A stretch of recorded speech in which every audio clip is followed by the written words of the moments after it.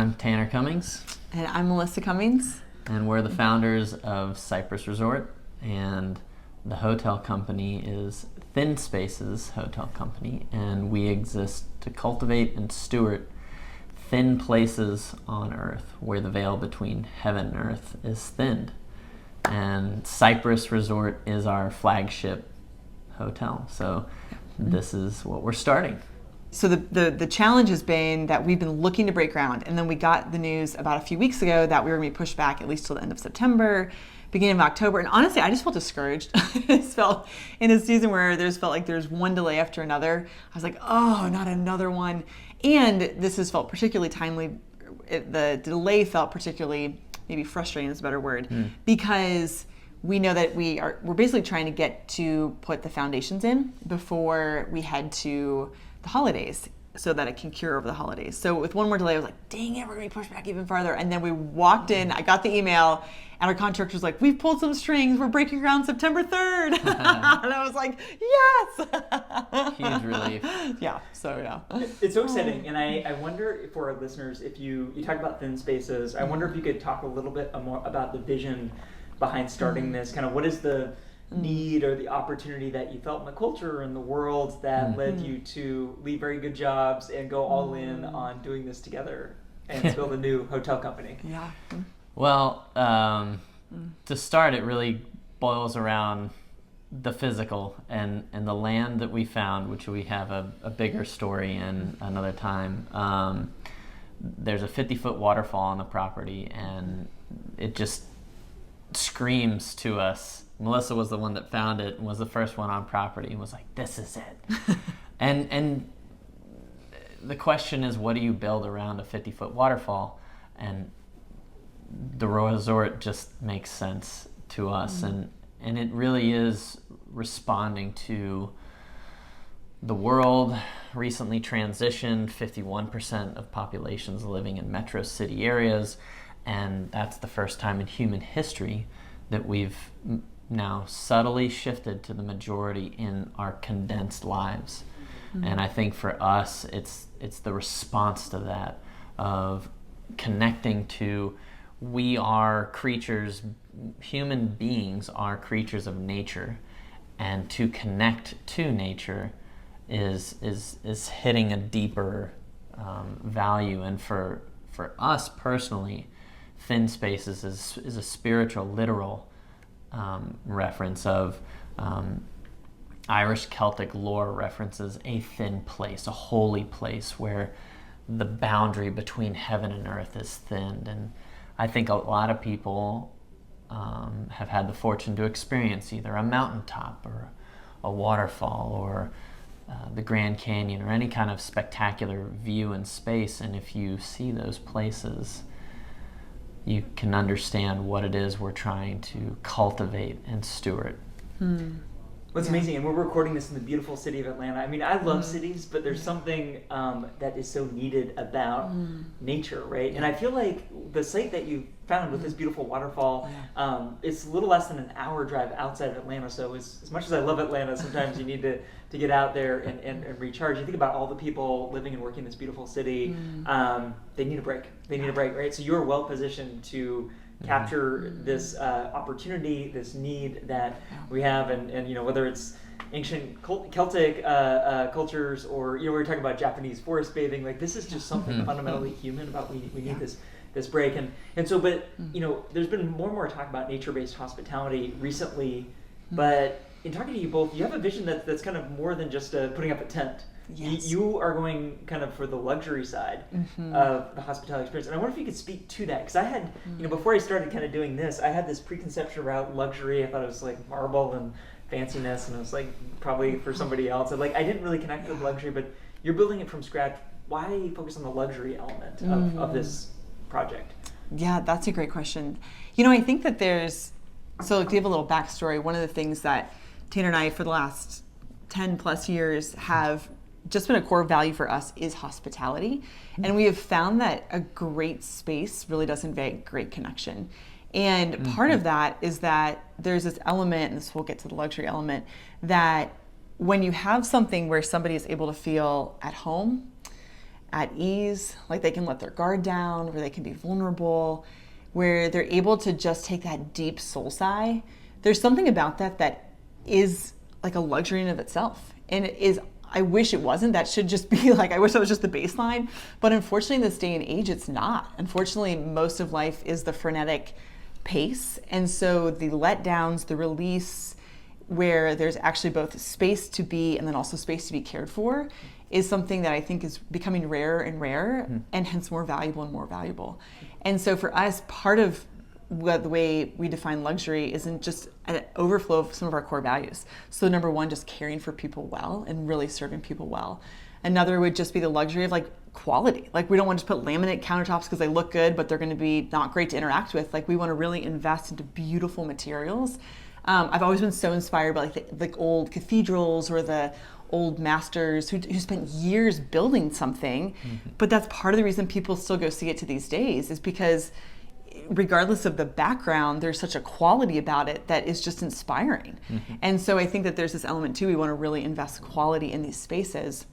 And then really, can you beat nature? Like, I mean, no matter what we create, I can't create a 300-year-old oak tree. I mean, I can't create a waterfall like this. And so part of what we are really hoping to do, and one of our taglines, I mean, not taglines like in a weird, cheap way, but just one of the things we really feel strongly about is we really want to invite people to be immersed in nature, but enveloped in luxury.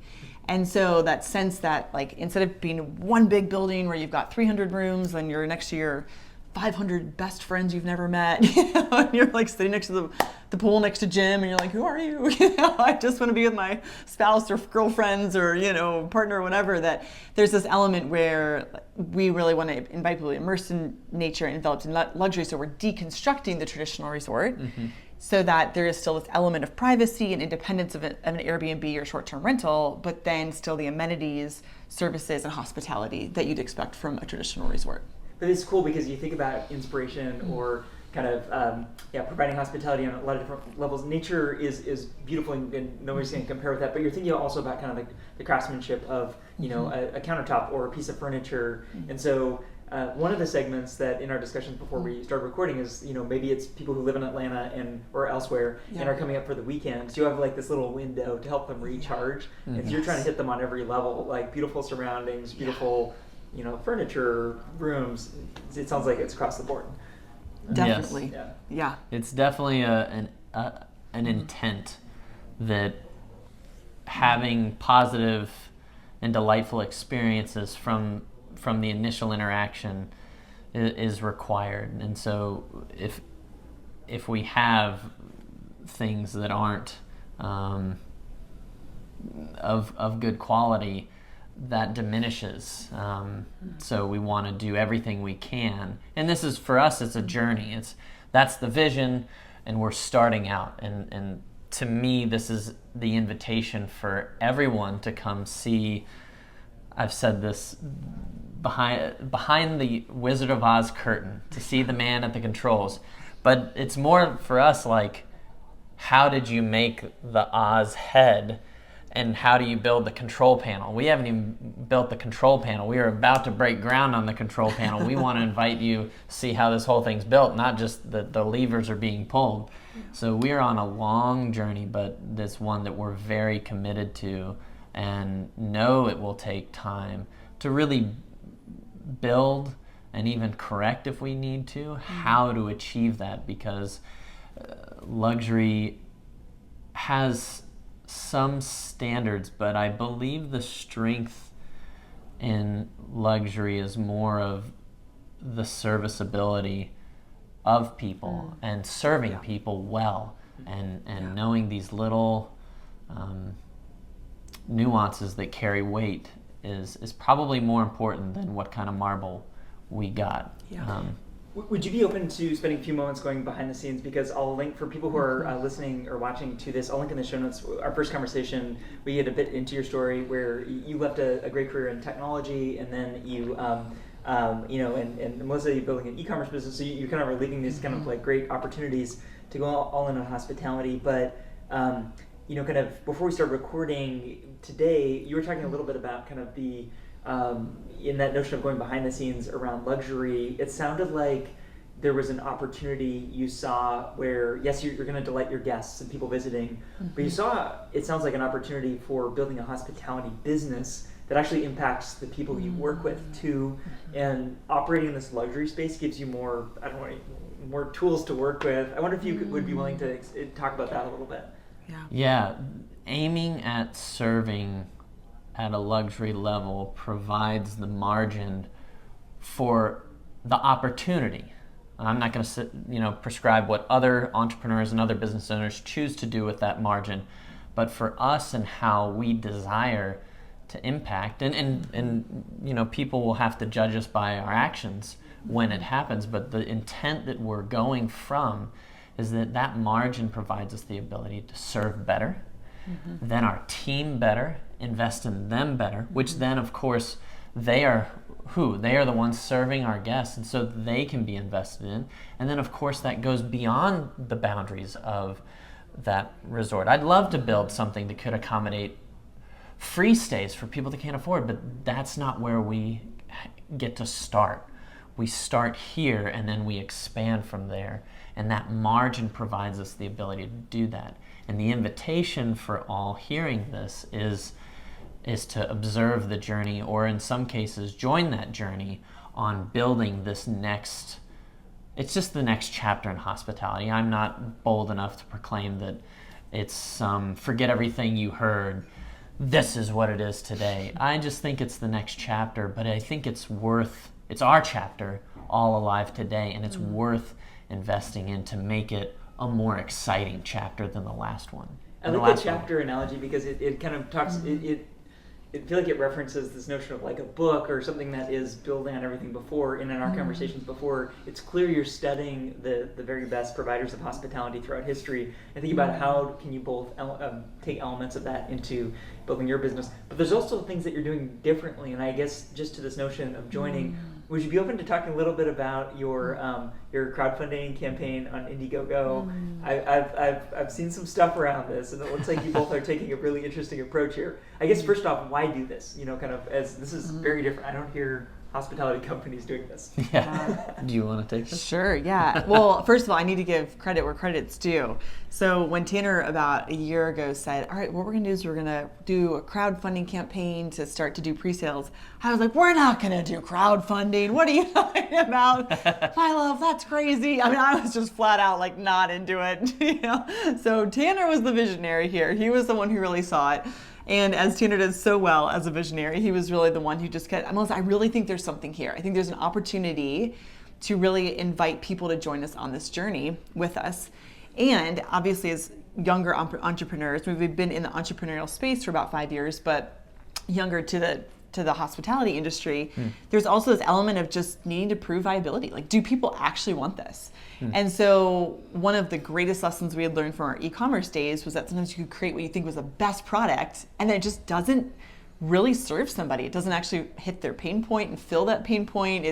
And so there can be a miss. And so really, to Tanner's wisdom, his idea was to start to move towards crowdfunding, aka really just allowing somebody to pre-purchase a stay at Cypress before we even broke ground. So that would be both forward-facing to banks and investors to show like, oh my gosh, people do want this. You can trust us. But then also, more importantly, backwards-facing to the backers to be able to allow them to be both on the journey and then to participate in the actual building of Cypress. So one of the things that we have done is in our VIP Cypress group, which is just for people who've put down a deposit in order to kind of have the first access to when we open up pre-purchasing, which we can get to in a second.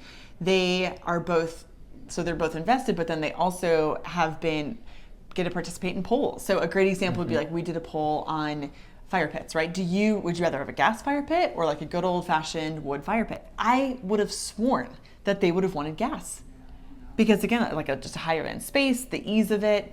Oh, I mean, most people wanted wood, which completely surprised me.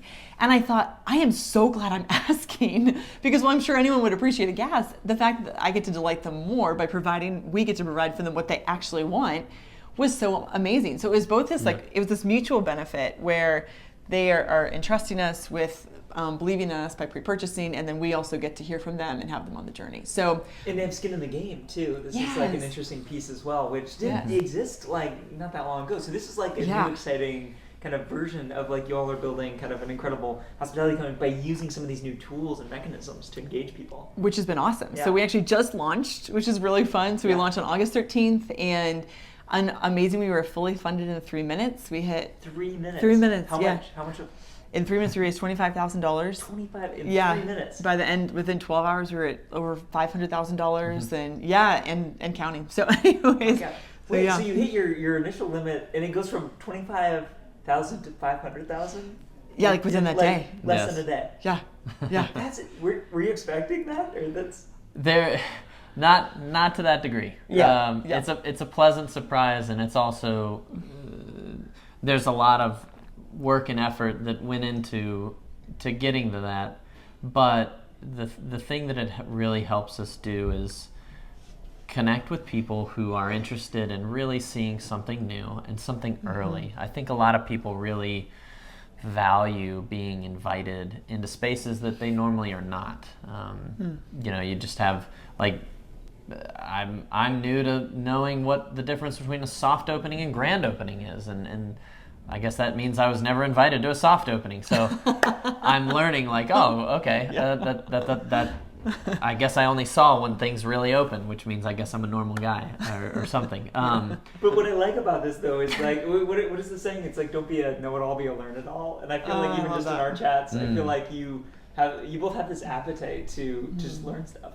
And so like maybe you don't need to like come in with all the knowledge. Like maybe to shake it up you need to study, but maybe there's a certain amount of being new to the scenes actually helpful. I don't know. I appreciate you say that and I love that you say it too, because I think that really gets to our heart of service. And one of the things we've loved is that we get to start to serve people now.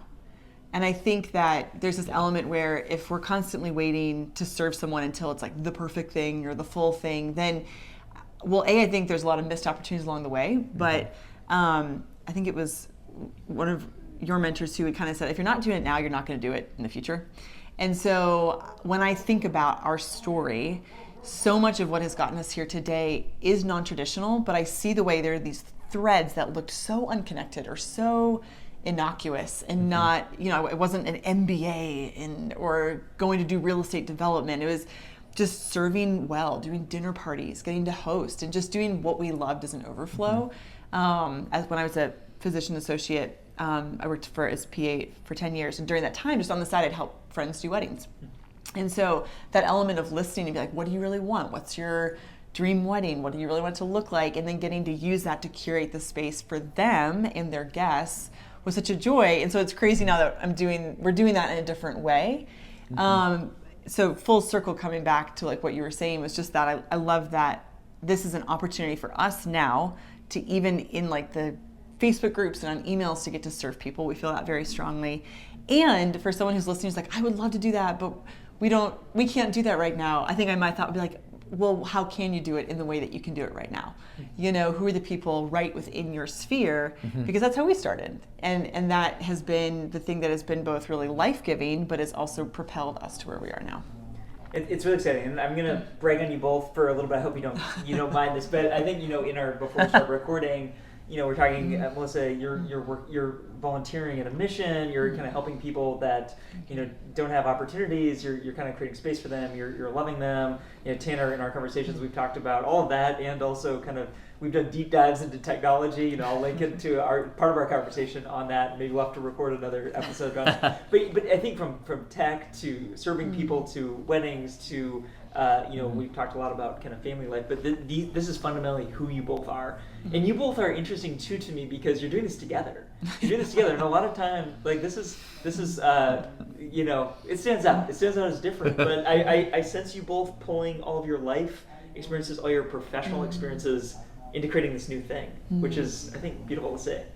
Yeah, there's some ancient the Hebrew for the name Eve in the old Genesis creation of the world in Adam and Eve in the Old Testament.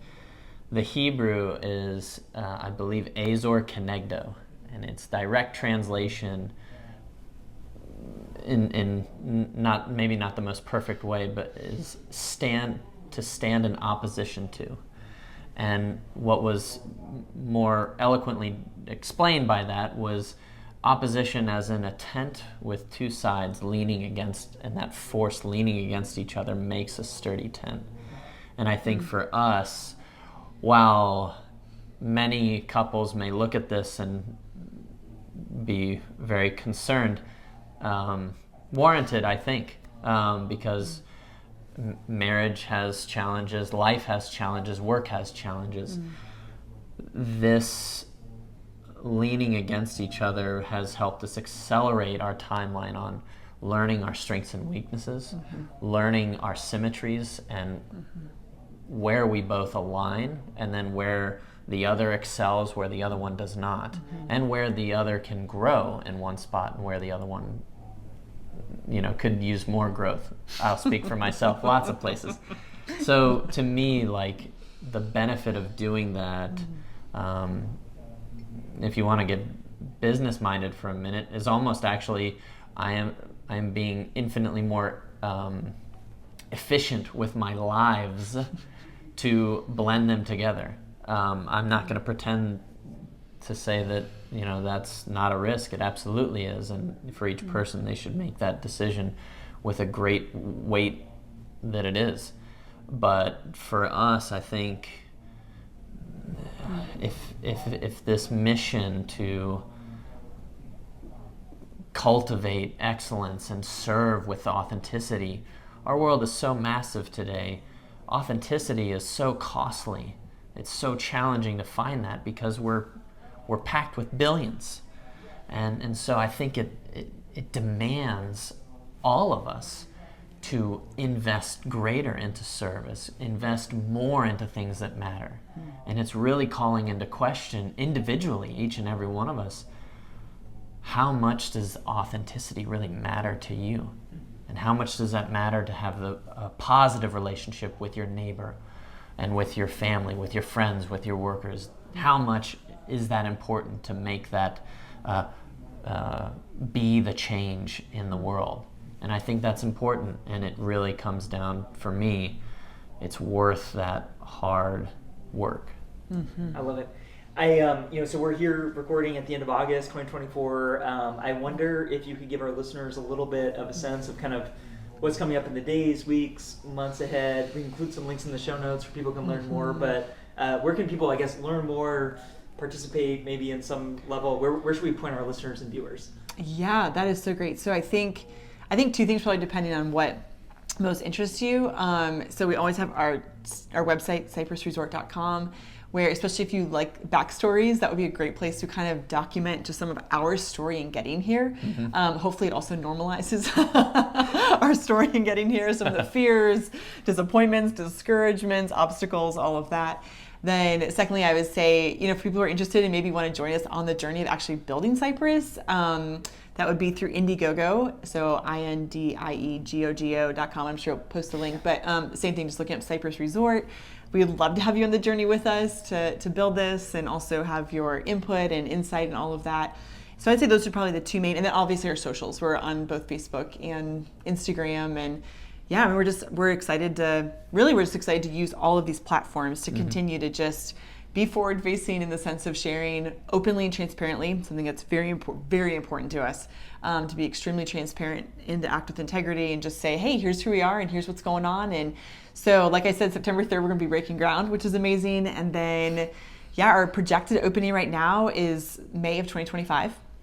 So obviously we are hoping we stay coming up quick on timeline, and also we'll be keeping people posted if it's not. So, but yeah, we're just going to start the build. I'm excited about that too, just to be able to start to really document the actual journey and the building, and then what's cool too is there'll be a lot of opportunities to really, as we're moving into more decision-making parts with the different phases, to get to have more input and to really get to serve people through that. So.